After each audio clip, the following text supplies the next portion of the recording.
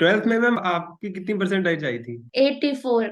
मेरे को 84। चाहिए 91 थी। आई अच्छा। थी 84। और एक टाइम ऐसा आ गया कि मेरे सैलरी से ज्यादा ना शुभम मेरी यूट्यूब की अर्निंग आना स्टार्ट हो गई। सबको लगता है कि ये कोर्स बहुत डिफिकल्ट है, टफ है। मैं वो चीज हटाना चाहती हूँ बच्चों के माइंड से कि ऐसा कुछ नहीं है, इतना टफ नहीं होता जितना आप लोग सोचते हो। आपने अपनी फर्स्ट जॉब क्यों रिजाइन करी, उसका क्या रीजन था? प्राइवेट कंपनी में हो थोड़ी सैलरी कम मिलेगी, अच्छे लिस्टेड कंपनी में हो सैलरी ज्यादा मिलेगी, कोई अच्छे फर्म में हो बहुत अच्छी सैलरी मिलेगी। सब डिपेंड करता है, but on an average starters की सैलरी।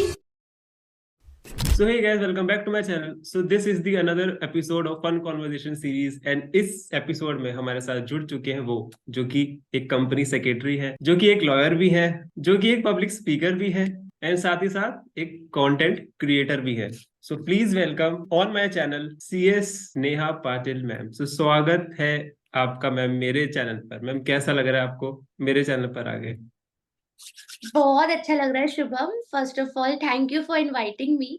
एंड मैं आपके पॉडकास्ट देखती हूँ, मैं आपके वीडियो देखती हूँ, मुझे अच्छा लगता है। आप सीए एस्पिरेंट्स के लिए काफी अच्छा वीडियो बना रहे हो। सो आई थिंक कि मेरा ये वीडियो जो है, आई होप वो आप लोगों के लिए काम आए। मैम क्योंकि अब मेरी जो मेजोरिटी ऑडियंस है वो सीए की, बट बहुत सारे स्टूडेंट ऐसे होते हैं जो कि सीएस के बारे में भी जानना चाहते हैं।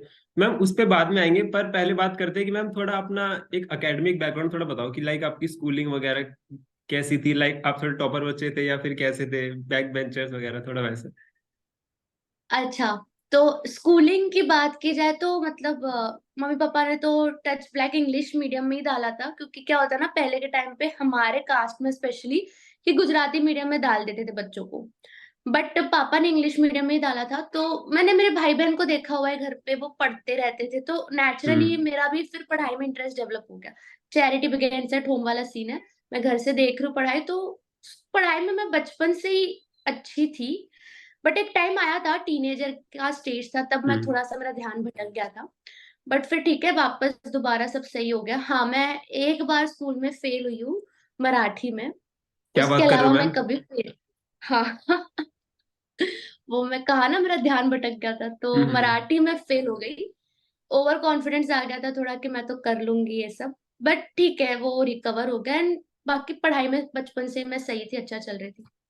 मतलब अच्छे थे आप, है ना? ट्वेल्थ तक, ट्वेल्थ में मैम आप आपकी कितनी परसेंटेज आई थी? 84।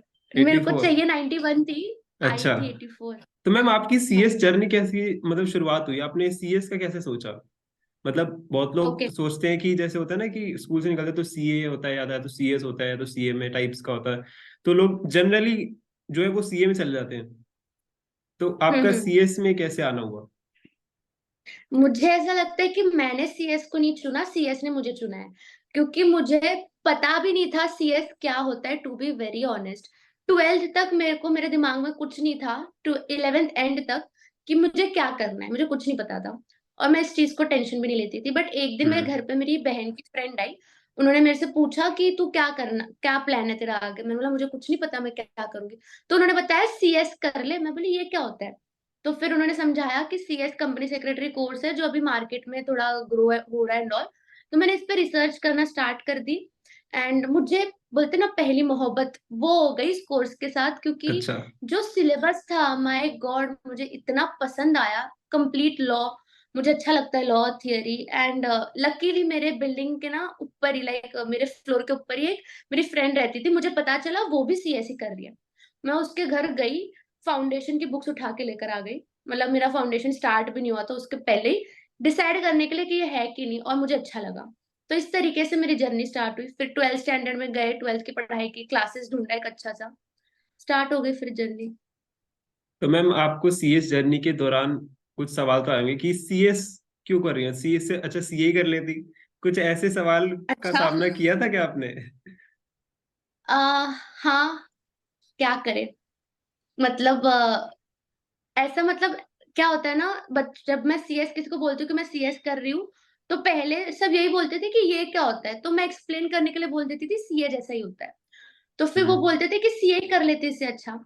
बट देखो, मैंने सीए क्यों नहीं किया, क्योंकि मेरी बहन को भी सीए करना था पहली बात। तो मुझे सीए के बारे में बहुत अच्छे से पता था कि ये क्या होता है, कैसे होता है।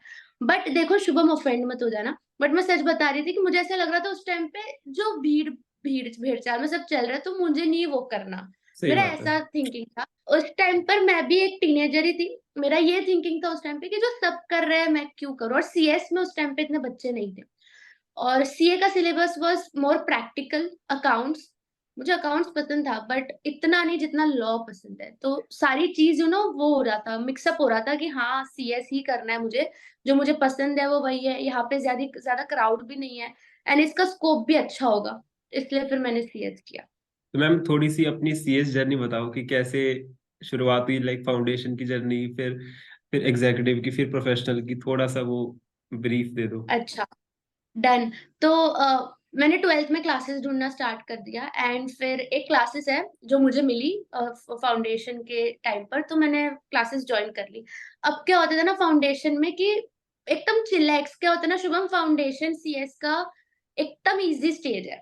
मतलब मानो अभी तो सीएस ईटी हो चुका है, एकदम इजी है। एग्जीक्यूटिव सबसे टफेस्ट है और प्रोफेशनल मॉडरेट है, ऐसा है हमारा सीएस का। तो फाउंडेशन में सब बच्चे खाली बोलते हैं ना टाइम पास के लिए क्लासेस आते थे कि आ रहे हैं, आके सो रहे हैं, निकल रहे हैं, मस्ती कर रहे हैं, घूम रहे हैं। बट मेरा ऐसा नहीं था, क्योंकि जो चीज मैंने की है पहले से मेरा ऐसा था कि मेरे को 100% दे के करनी है। तो मैं क्लासेस जाती थी, बहुत ज्यादा ही ध्यान से मैं हर एक चीज करती थी, घर आती थी। फाउंडेशन में इतनी पढ़ाई की जरूरत भी नहीं थी बट मैं पढ़ती थी। सर ने भी एक बार मेरे को कह दिया अरे इतना कोई पढ़ने की जरूरत नहीं है, बट तो भी मेरा पढ़ाई चालू रहता था। फिर फाउंडेशन में पढ़ पढ़ के मेरे को रैंक आ गई उसमें। बट मेरे जो दोस्त थे जो मेरे से कम पढ़ते थे उनको मेरे से अच्छी रैंक आई। तब मैंने बोला ये क्या सीन है यार, मैं इतना पढ़ी, मेरा पीछे रैंक आ गया, उनकी अच्छी रैंक आ गई। थोड़ा सा मेरे को तभी कॉम्प्लेक्स बोल दो, डिमोटिवेट फील हुआ। बट सर ने मुझे समझाया कि फाउंडेशन में रैंडम क्वेश्चंस आते हैं, तो उनके उनको अच्छे क्वेश्चन आए होंगे। अब एग्जीक्यूटिव में गई, अब मैं ना खुद से जीरो एक्सपेक्टेशन के साथ गई थी कि भाई अब तो पता नहीं इसमें भी ऐसा हो जाए जो कम पढ़ रहा है उसको अच्छे मार्क्स आ जाए। मेरे को कोई उम्मीद ही नहीं रखनी खुद से, मेरे को बस पढ़ाई करना है। एग्जीक्यूटिव में क्या हुआ, जहाँ सब बच्चे मतलब मॉड्यूल किसी ने स्टार्ट भी नहीं किया था, वहां मैंने ना पास्ट पेपर सॉल्व करना स्टार्ट कर दिए थे। मतलब हम्म। क्लासेस में कॉन्सेप्ट्स भी नहीं पढ़ा रहे थे उस चैप्टर के, बट मैं घर आके online IC SI Q paper आता है उसमें सजेस्टेड आंसर करके मैं खुद ही अपने आप से पास्ट पेपर सॉल्व करना स्टार्ट कर दिया। फिर सर हमारे जो थे वो पास्ट पेपर्स का टेस्ट भी लेते थे। तो सिर्फ 3-4 बच्चे थे, बैच थी 50 बच्चों की, 50-80 स्टूडेंट्स की, और सिर्फ 3-4 बच्चे थे जो ये वाला टेस्ट देते थे, और मैं उसमें से एक थी। तो हम वो पास पेपर वाला टेस्ट देते थे। जब बच्चों ने ना वॉलपेपर हो गया, डीपी हो गया, सीएस की लगाई हुई थी, वहां मेरा ऐसा कुछ नहीं था बट मेरे फोन में पूरी सीएस के नोट्स भरे हुए थे। मतलब मेरा ऐसा नहीं था कि मेरे को सीएस बनना है, सीएस बनना है, क्योंकि मुझे लग रहा हम्म। था मैं सीएस ऑलरेडी बन चुकी हूँ। अच्छा। मतलब वो थिंकिंग मेरे अंदर आ चुकी थी कि हाँ मैं तो हूँ सीएस। मतलब एक हो गए थे मैं और सीएस, अलग इनसेपरेबल वाली चीज। पता नहीं है थोड़ा ऊपर से जा रहा होगा आपके, बट ऐसा हुआ था मेरे साथ। एग्जीक्यूटिव में कैसे लग रहा था मैं सीएस एक हो गई, इतना मैं इंडल्ज हो गई थी पढ़ाई में।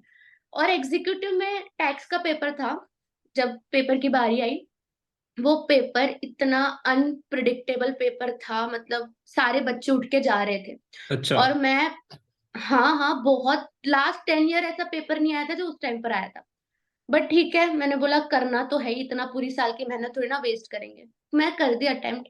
और जब रिजल्ट की बारी आई तब ना मुझे टैक्स में एग्जेम्पशन आ गए। एंड मेरे को था कि मैं फेल होंगी टैक्स में, बट नहीं, मेरे को एग्जेम्पशन आ गया, मैं क्लियर हो गई और मेरे को रैंक भी आ गई। ऑल इंडिया रैंक 9 आई मुझे एग्जीक्यूटिव में। और जो दोस्तों को फाउंडेशन में रैंक आई हुई थी वो फेल हो गए थे। तो अच्छा। तब मेरा, मतलब अच्छे बुरे की बात नहीं, बट तब मेरे को भरोसा हो गया कि हाँ मेहनत ही लॉन्ग टर्म तक तुम्हें सपोर्ट करेगी। लक एक टाइम के बाद तुम्हारा पीछा छोड़ सकती है बट मेहनत कभी तुम्हारा साथ नहीं छोड़ेगी अगर तुम मेहनत करते हो। तो प्रोफेशनल में भी मैं इस एटीट्यूड के साथ गई कि पढ़ो पढ़ो पढ़ो। प्रोफेशनल बहुत मॉडरेट था मेरे लिए, ज्यादा टफ नहीं था। जो एग्जीक्यूटिव में था वही प्रोफेशनल में होता है। प्रोफेशनल में अलग टाइप की टेंशन थी कि अब कॉर्पोरेट में कैसे होगा, जॉब कैसे ढूंढेंगे, ये सारा उस टाइम पे चलता था दिमाग में। हाँ बट फिर प्रोफेशनल भी क्लियर किया, उसमें भी मेरे को ऑल इंडिया रैंक 13th आ गई थी। तो ऐसे मेरी सीएस जर्नी खत्म हुई। Thank you. मैम ये सीएस में इंटर्नशिप का क्या सीन रहता है, मतलब कि कितने साल की होती है, या फिर और मतलब कब करनी पड़ती है? अच्छा, तो मेरे टाइम पे इंटर्नशिप सिर्फ 12 महीने की होती थी। एंड आप या तो एग्जीक्यूटिव के बात करो या तो प्रोफेशनल के बात। अभी रिसेंटली 2 साल पहले ना चेंज हुआ है कि अभी इंटर्नशिप 2 महीने 2 साल की, लाइक 21 मंथ्स की हो चुकी है। अच्छा। तो 21 months। एग्जीक्यूटिव की बात करो तो भी 21 मंथ्स, प्रोफेशनल की बात करो तो भी 21 मंथ्स। और मेरे टाइम पे, सॉरी, मेरे टाइम पे एग्जीक्यूटिव की बात करो तो 2 साल, प्रोफेशनल की बात करो तो 1 साल। तो मैंने मेरे टाइम पे सोचा था 1 साल का ही करते हैं ना, या प्रोफेशनल की बात करते हैं। बट अभी 2 साल हो चुका है। तो इंटर्नशिप का मैं यही बच्चों को एडवाइस करती हूँ कि आप एग्जीक्यूटिव के बाद स्टार्ट कर दो, क्योंकि 2 साल एग्जीक्यूटिव के बाद भी तुम्हारा जाएगा, या तो प्रोफेशनल के बाद भी 2 साल। तो इससे अच्छा एग्जीक्यूटिव से शुरू कर लो। हम्म। तो मैम ये सीएस अगर कोई बच्चा कर रहा है तो उसके आगे स्कोप क्या क्या होते हैं, मतलब वो कहाँ कहाँ अप्लाई कर सकता है, कौन कौन सी पोजीशन के लिए कंपनीज में? हम्म। अगर सिर्फ कंपनीज की बात करें तो अभी स्कोप काफी बढ़ चुका है सीएस का, क्योंकि पहले क्या होता था, सिर्फ हमें ये लगता था कि सीएस मतलब सेक्रेटेरियल काम, जो हम्म। मीटिंग्स अरेंज करवाओ, बोर्ड मीटिंग रखो, मिनट्स बनाओ, बट ऐसा नहीं है।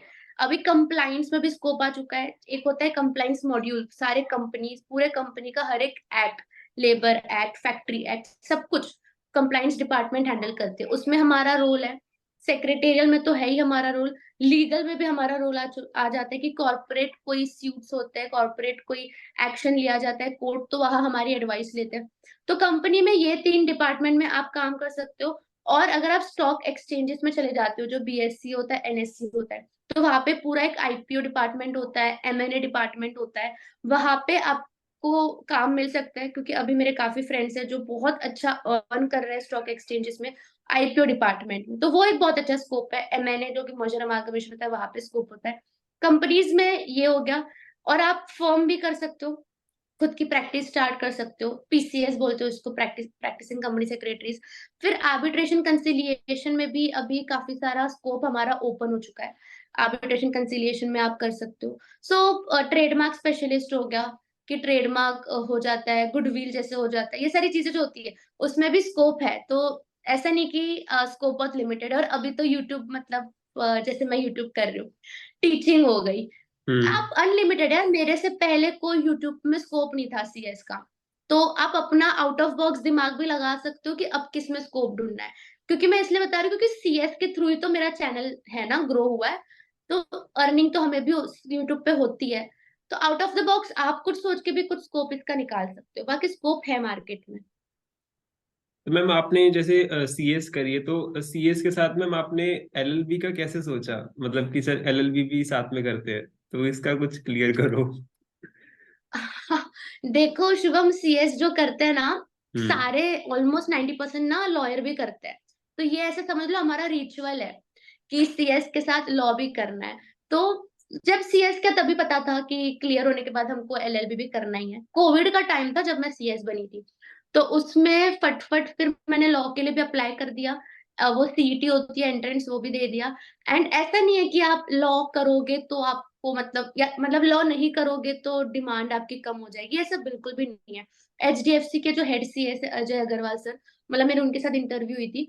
तो वो सिर्फ और सिर्फ सीएस है। उन्होंने, उनके पास एलएलबी की डिग्री नहीं है। और काफी ऐसे हेड सीएस है जो सिर्फ सीएस है। तो बच्चे ना गलत समझ लेते हैं कि लॉ की वजह से सीएस की डिग्री की वैल्यू है, ऐसा नहीं है। हम लॉ क्यों करते हैं, क्योंकि लॉ और सीएस का पोर्शन बहुत सिमिलर है। अब हम मतलब बिना पढ़ के मैं तो लॉ का एग्जाम देने जाती थी, क्योंकि मेरी सीएस की नॉलेज थी। तो हम्म। ऐसा नहीं कि लॉ इजी है, इजी नहीं है, बट हमारे पास सीएस की नॉलेज है तो हम आराम से क्लियर कर जाते हैं। तो एक बेनिफिट हो जाता है, एड ऑन डिग्री हो जाती है। लीगल जो डिपार्टमेंट मैंने बताया था उसमें स्कोप इंक्रीज हो जाता है आपका। और आप ना फिर लॉ फर्म्स जो होते हैं, एजेड भी हो गया, इंडस हो गया, ऐसे बहुत सारे लॉ फर्म्स है जिसमें बहुत अच्छा पैकेज मिलता है। आप वहां पे काम कर सकते हो अगर आप सीएस प्लस एलएलबी दोनों। ये मेरा सवाल नहीं है, पर ये ऑडियंस का सवाल है कि जो आपकी फर्स्ट जॉब थी उसका मतलब पैकेज क्या था, मतलब कि माइंड मत करना वैसे ही। मैम ये मेरा सवाल नहीं है, पर देखो, अगर हाँ आप हाँ मैं समझ अप्रोक्स गई। बता सकते हो तो। ओके, देखो, जो मेरी पहली जॉब थी ना शुभम, वो प्राइवेट कंपनी में थी। हम्म। ठीक है, और प्राइवेट कंपनीज इतना पैकेज ऑफर नहीं करते, मतलब बहुत ही नेग्लिजिबल ऑफर करते हैं। हम्म। बट मैंने ये जॉब क्यों की, क्योंकि अब जो मैं कंपनी में हूँ, it was coming up with IPO, जो कि अभी हो चुका है आईपीओ। तो मैं ओपनली डिस्क्लोज कर सकती हूँ इस चीज को। मेरा एक ही मकसद था blue jet health care join करने का, कि वो आईपीओ ला रहा है, मुझे उसका एक्सपोजर मिलता। तो मैंने ज्वाइन कर ली, भले वो लोग मेरे को पैकेज कम ऑफर कर रहे थे, लाइक काफी कम था। तो अगर मैं बताऊंगी तो शायद बच्चे डिमोटिवेट भी हो सकते, तो उसका पैकेज काफी कम था। बट अब जो मैं कंपनी में, मैं जो न्यू कंपनी ज्वाइन की हूँ, उसका पैकेज लाइक उसका काफी डबल ट्रिपल हो चुका है उसका पैकेज, क्योंकि मुझे वो एक्सपोजर मिल चुका था। तो मैं आपको बता सकती हूँ एवरेज कितना स्टार्टर्स को मिलता है सीएस में। अगर आप अभी देखोगे तो स्टार्टिंग ना डिपेंड करता है आप कहाँ जा रहे हो। अगर आप बहुत अच्छे कंपनी में जा रहे हो तो आपको 10 लाख पर एनम का भी पैकेज मिल सकता है, और एवरेज जो मिलता है बच्चों को स्टार्टिंग वो होता है कुछ 6 to 8 लाख पर एनम। ये मिनिमम है, इतना मिल जाता है, और इतना ही मेरा भी था पैकेज प्राइवेट कंपनी में। बट उसके बाद आपके एक्सपोजर पर डिपेंड करता है। अगर आपका एक्सपोजर बहुत अच्छा है तो 2-3 साल में ही आपका पैकेज 15 से 18 लाख हो जाएगा, और 5 साल बाद आपको उससे डबल मिल जाएगा। और जब आप हेड सीएस बन जाते हो तो आप एनुअल रिपोर्ट में देख सकते हो करोड़ों में सैलरी जाती है। तो ऐसा सिस्टम चलता है, डिपेंड करता है आप कहाँ हो। प्राइवेट कंपनी में हो थोड़ी सैलरी कम मिलेगी, अच्छे लिस्टेड कंपनी में हो सैलरी ज्यादा मिलेगी, कोई अच्छे फर्म में हो बहुत अच्छी सैलरी मिलेगी। सब डिपेंड करता है, but on an average starters की सैलरी 6 से 8 लाख तक की होती है। कि मैम आपने अपनी फर्स्ट जॉब क्यों रिजाइन करी, उसका क्या रीजन था? अच्छा, पहले तो तब तक मुझे लगता है मेरी वाली वीडियो लाइव हो गई होगी, क्योंकि मैं भी बना रही हूँ इस पे वायु रिजाइन। हाँ तो जी। वो लाइव हो चुकी होगी, उसमें आपको क्लियर कट पूरा आंसर मिल जाएगा। बट अगर मैं यहाँ पे आपको इन शॉर्ट बताऊं तो शुभम देखो, ग्रोथ अपॉर्चुनिटी है ना, ग्रोथ बहुत इंपॉर्टेंट है करियर में। तो मुझे एक अच्छी अपॉर्चुनिटी मिली, सो मैंने सोचा कि मेरे को अच्छी अपॉर्चुनिटी ग्रैब कर लेनी चाहिए, इसलिए फिर मैंने रिजाइन करने का सोचा, एंड ताकि मैं अच्छी जगह पे जाऊँ। और बहुत सारे कमेंट आ रहे थे कि शायद अब ये रिजाइन करके शायद शायद यूट्यूब करेंगी फुल टाइम, मतलब हाँ हाँ, मुझे भी आया है। क्योंकि मुझे भी आजकल आया है, ऐसे मैम कोई नहीं। बहुत सारे क्रिएटर्स भी यही कर रहे हैं ना, मतलब जिनके भी आप हम्म। नेटवर्क में होंगे कि मतलब कि रिजाइन कर दी और कंटेंट क्रिएशन में चले गए, तो वो सब। अब यूट्यूब के बारे में बात करते हैं थोड़ा सा, क्योंकि डन। यूट्यूब की वजह से ही ये पॉडकास्ट हो पा रहा है। ठीक है, तो मैम हम्म। आपकी यूट्यूब जर्नी की शुरुआत कैसी हुई और क्या सोच की हुई कि चल वीडियोस डालते हैं, या फिर रैंडमली आपने डाल दी थी और वो चल गई थी? नहीं नहीं, रैंडम तो मतलब देखो, कोविड का टाइम था और मैं हुई थी शिफ्ट। मतलब मैं मीरा रोड में रहती थी, फिर मैं हो गई नवी मुंबई शिफ्ट। तो Mira road is in Mumbai. तो शिफ्ट हो गए मेरे सारे दोस्त, मैं 10 साल से वहां रहती थी, सारे दोस्त वहां पे रहते हैं। अब नवी मुंबई शिफ्ट हुई, कोविड का टाइम था, कोई दोस्त नहीं, एकदम अकेले लोनली डिप्रेसिंग स्टेट था। ऊपर से मेरे को इंटर्नशिप भी तभी नहीं मिल रही थी कोई। तो ऐसा हो गया था कि भाई साहब मैं करूँ क्या। तो पता नहीं रैंडमली मेरे माइंड में ऐसा आ गया कि चल वीडियो बनाते। मैं बहुत सारे लोगों को, तभी बहुत सारे यूट्यूब पे वीडियोस आ रहे थे ना, तो मेरा भी मन किया चल मैं बनाती हूँ। मैंने 1-2 वीडियो बनाए, बट वो कोई रैंडम टॉपिक पे था, तो उस पे कुछ रिस्पॉन्स मुझे नहीं मिला। मुझे आता ही नहीं था कैसे क्या करते हैं, तो कुछ रिस्पॉन्स नहीं मिला।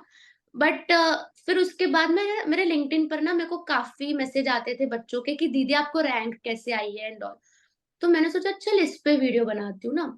तो क्या क्या तब पता है शुभम, मैंने, मेरा बेड था, मेरे बेड के ऊपर मैंने चेयर लगाई, चेयर के ऊपर पिलो लगाया, मेरा ओप्पो का फोन था, वो भी वर्टिकल, मतलब मेरे को तभी पता भी नहीं था हम्म। हॉरिजॉन्टल बनाते वर्टिकल रखा मोबाइल, और मैं बोलने लगी मेरे को रैंक कैसे आई।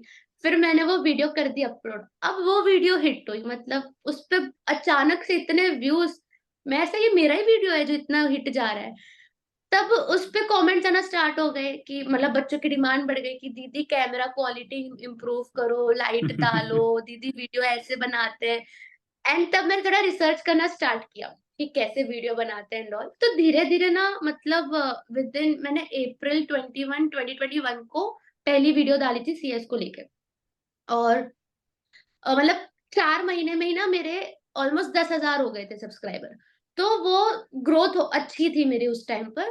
फिर मेरे यूट्यूब के अर्निंग से ही रिंग लाइट भी खरीदी, डीएसएलआर भी खरीदा, कैमरा स्टैंड भी खरीदा, टेबल खरीदा। तो वो सब यूट्यूब के अर्निंग से। मेरा एक मोटिव क्लियर है कि अगर जो यूट्यूब का बिजनेस है तो यूट्यूब के अर्निंग से जाएगा, सैलरी का कोई पैसा उसमें नहीं जाएगा। तो ऐसा हुआ, फिर धीरे धीरे मेरी ग्रोथ स्टार्ट हो गई। बट ऑफिस, मेरा वर्क फ्रॉम ऑफिस था।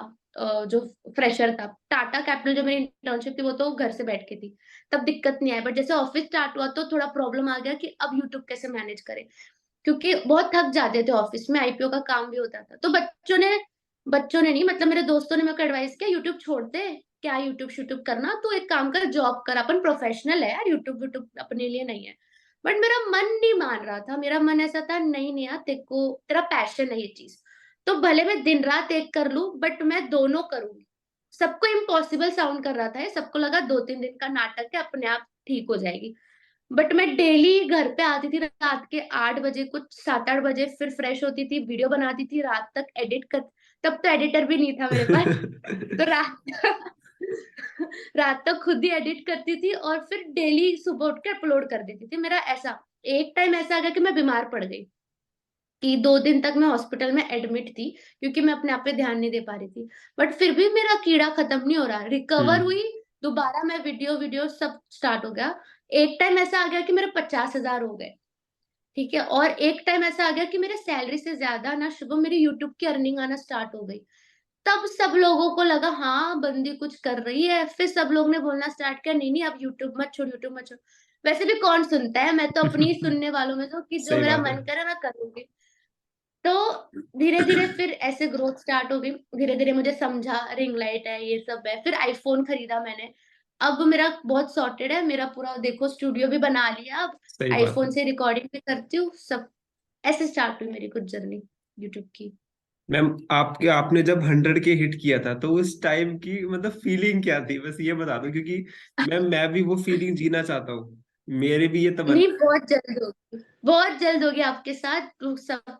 तो जो मेरी फीलिंग थी, मतलब भाई साहब, मैं बस सोच, अभी भी मुझे नहीं भरोसा होता कि मेरे 100 के हुए, लाइक वो फैक्ट मैंने डाइजेस्ट नहीं किया है अब तक, एक्सेप्ट भी नहीं किया है कि मेरे हो गए। तो क्या हुआ ना, मेरे कुछ 60,000 सब्सक्राइबर्स थे।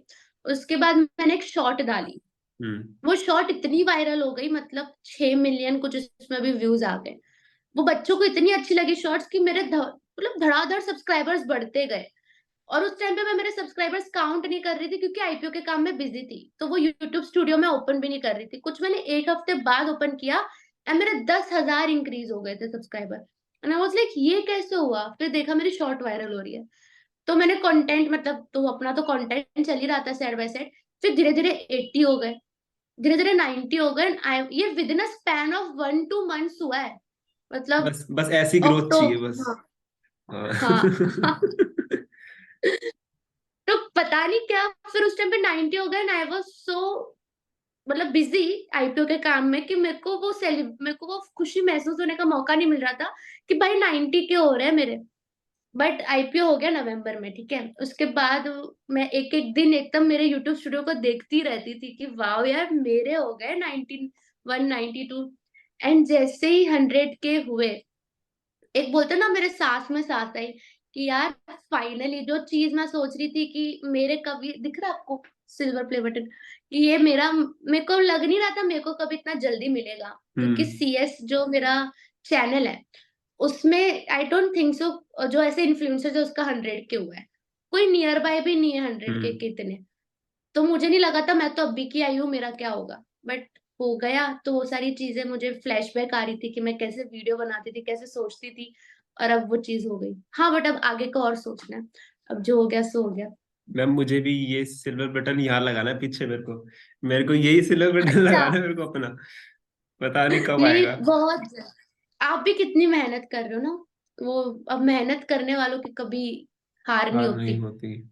मैम वैसे ये सीएस कोर्स की थोड़ी नीश छोटी है ना, लेकिन फिर भी आपने मतलब इतना हाँ, ऑडियंस अचीव हो गई है। मैं सोच रही हूँ मतलब सारे सीएस बच्चे लगता है आ हम्म। चुके हैं मेरे चैनल पर, क्योंकि ऑलमोस्ट मैं जहां जाती हूँ ना शुभम, बच्चे पहचान ही जाते हैं कि आप सीएस नेहा पटेल हो। मतलब हर एक सीएस का बच्चा, मेरे को एक सीएस के मेरे सब्सक्राइबर, जो मैं ट्रेन में ट्रैवल कर रही थी तब, वो बोल रहे थे कि हमारे सर ने आपका चैनल रिकमेंड किया। तो मुझे अच्छा लग रहा है कि प्रोफेसर्स भी मेरा चैनल रिकमेंड करते हैं बच्चों को। तो मैम आपका कोई फ्रिक्वेंसी है मतलब कंटेंट की, लाइक वीक में 2 लॉन्ग फॉर्म डालनी है और शॉर्ट्स में को 3-4 डालनी है, कुछ हम्म। ऐसा है क्या? अब तक नहीं, मतलब मैंने क्या स्टार्ट किया था शुभम, ये मैंने बिल्कुल नहीं सोचा था कि मेरे को रेवेन्यू मिलेगी यूट्यूब से, ठीक है। मेरे को पता भी नहीं था कि यूट्यूब पे ज्यादा रेवेन्यू भी मतलब कुछ होता है ऐसा, मैं तो ऐसे ही बनाना स्टार्ट कर दी।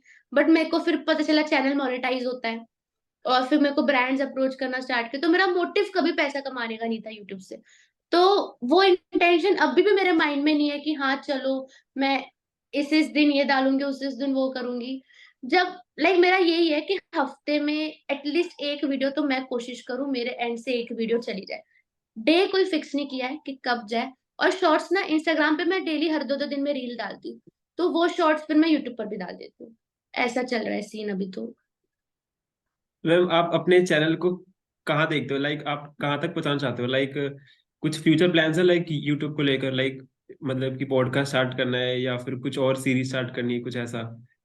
हाँ, प्लान तो बहुत सारे शुभम, मतलब मैं ऐसे ओपनली तो नहीं बता पाऊंगी, बट हाँ मेरा भी है कि मैं कुछ स्टार्ट करने वाली हूँ सीरीज जो होती है वो। तो प्लान चल रहा है, और मुझे चाहिए कि मेरा चैनल का देखो एक ही है कि जो भी बच्चा आ रहा है वो सीख के जाए कुछ। सबको लगता है कि ये कोर्स बहुत डिफिकल्ट है, टफ है, मैं वो चीज हटाना चाहती हूँ बच्चों के माइंड से कि ऐसा कुछ नहीं है, इतना टफ नहीं होता जितना आप लोग सोचते हो। सही तरीके से पढ़ोगे तो सब हो जाता है। तो मेरा यही है, मेरा चैनल उनके लिए बहुत यूजफुल रहे, हेल्पफुल रहे। तो वो कैसे बनाना है उस पे मेरा दिमाग अब और चल रहा है कि कोई सीरीज स्टार्ट करते हैं, सब करते हैं, तो धीरे धीरे होगा सब कुछ। एंड मैम एक क्वेश्चन पूछना है जो कि मैं हर एक गेस्ट से पूछता हूँ, जो कि मेरे चैनल का सबसे पॉपुलर सवाल है कि ऐसा कोई सीक्रेट, कोई भी ऐसा कोई सीक्रेट जो कि आपने पब्लिकली शेयर ना करा हो। जैसे लास्ट टाइम जो चंदन सर के साथ मैंने पॉडकास्ट किया था, तो उन्होंने सीक्रेट बताया था कि लाइक जो मेरा चश्मा है वो 54,000 रुपीज का है। तो कुछ ऐसा सा, या ये फिर सीक्रेट, मतलब कि कहीं पर बताया नहीं है, पहली बार बता रहे हैं, तो एक ऐसी चीज, कोई भी चीज। मैं तो पूरी ओपन बुक को यार, मेरा तो सब कुछ ही मतलब सभी जगह पता है कि मैंने कभी भी अपने लाइफ में प्लेन में ट्रैवल नहीं किया है। मेरा फर्स्ट टाइम प्लेन का जो ट्रैवल था वो था जब मैं अभी बीकानेर गई थी। That was my first time कि मैं एयरप्लेन में बैठी हूँ। उसके पहले मैं कभी एयरप्लेन में नहीं बैठी हूँ, and जो बीकानेर में बैठी उसके बाद मुझे दिल्ली जाने का भी मौका मिला। तो विद इन 15-20 डेज मैं मतलब 4 बार फ्लाइट में बैठ चुकी हूँ। तो सबको ऐसा लग रहा था कि नेहा दीदी तो बहुत बार फ्लाइट में बैठी है, बहुत बार फ्लाइट में बैठी, बट ऐसा बिल्कुल भी नहीं है। That was my first time, like मैं 24 इयर्स की हुई तब जाके मैं फ्लाइट में बैठी हूँ, उसके पहले मैं कभी नहीं बैठी हूँ। तो मैम जाते जाते एक, या फिर सीएस या फिर कोई भी एस्पिरेंट्स को कोई आप एक टिप देना चाहते हो तो? वैसे तो बहुत सारे टिप्स है, बट एक इम्पोर्टेंट अगर मैं टिप आपको कहूँ तो देखो, आपके आसपास के जो लोग है ना, वो कुछ भी बातें करेंगे क्योंकि वो खुद बच्चे हैं। तो वो खुद डरे हुए होंगे या वो मैनिपुलेट करने की कोशिश करेंगे, बट आपको बह नहीं जाना है उस चीज में। Professional course is not only about studying, it is more psychological rather than studying. तो आपको साइकोलॉजी पर, आपके बॉडी पर, आपके इमोशंस पर बहुत कंट्रोल और डिसिप्लिन लाना होगा। मतलब आपको सोचना होगा मैं किसकी बात सुनूं, किसकी बात नहीं सुनूं। हर कोई आके अपना एडवाइस आपको देके जाएगा, but you have to evolve कि कौन किसकी कौन सी एडवाइस लेनी है। तो अगर आपको अपने बच्चों मतलब जितने भी कंपटीशन है उससे हटके चाहिए, तो उनके जैसा सोचना बंद करो। और जो लोग ऑलरेडी इस फील्ड में सक्सेसफुल है, जो लोग ऑलरेडी रैंक ला के बैठे हैं, जो लोग ऑलरेडी क्लियर हो गए, उनकी बातें मतलब सुनो। जो ऑलरेडी इस फील्ड में अच्छा कर रहे हैं उनकी एडवाइस लो, मैं यही एडवाइस करूंगी। तो this is the end of the podcast. और मैम कैसा लगा आपको मेरे चैनल पर आके, एक बार बता दो। बहुत अच्छा, क्योंकि शुभम का ये सही था कि उसने मेरे को क्वेश्चंस नहीं बताए थे क्या पूछने वाला हूँ, तो मेरे लिए खुद सस्पेंस था। तो जो भी मैंने आंसर किया है ना, ऑन द स्पॉट है, मेरे दिल से निकली हुई है सारी बातें, कुछ दिमाग से सोचा हुआ नहीं था। तो ये मुझे सबसे अच्छा लगा, मुझे बहुत मजा आया। सो गाइज, आई होप आपको ये वीडियो यूजफुल लगा हो, आपको ये वीडियो काम आया हो, और अगर ऐसा हो तो प्लीज कमेंट में बताइए। और अगर आपको ऐसे पॉडकास्ट और चाहिए तो भी कमेंट में बताइए। तब तक हम मिलते हैं दूसरे वीडियो में। Bye bye, best of luck. तो मिलते हैं अगली वीडियो में एक नए टॉपिक के साथ। Bye bye. Bye. War with the enemy, think that it was meant to be. Living in a time where disease is on every screen.